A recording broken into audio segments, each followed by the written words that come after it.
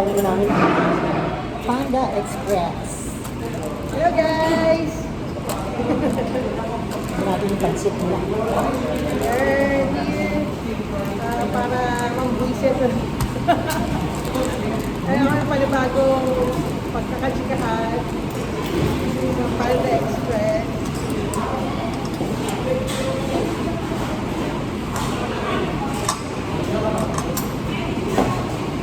Ano?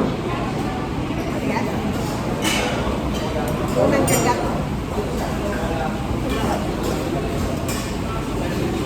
Nag-order kami ng Pinasasal lang ito na karinderya, no? half rice, half noodles.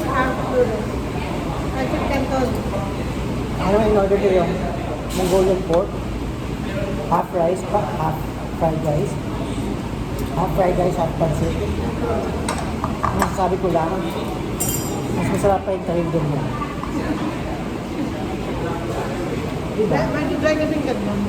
Oo. Dry yung kanton, walang masyadong gulay, walang masyadong sumama. Pero okay naman. Medyo dry lang. Hindi siya medyo dry. Dry siya.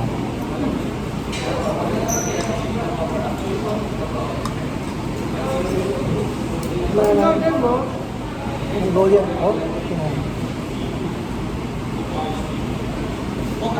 ako yung order ko, ano, sweet and sour pork. Wow. Ano ba ito? Bito na to?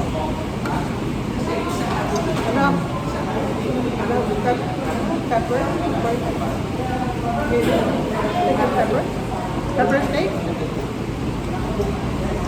Ito sa bed.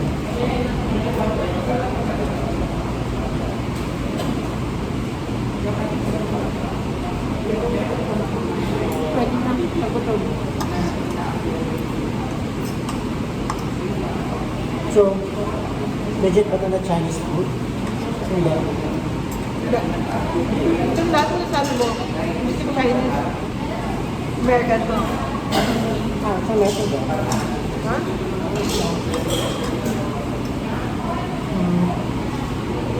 Nagpapot ako ng juice. Nagpapot ako ng juice. So, hindi siya legit.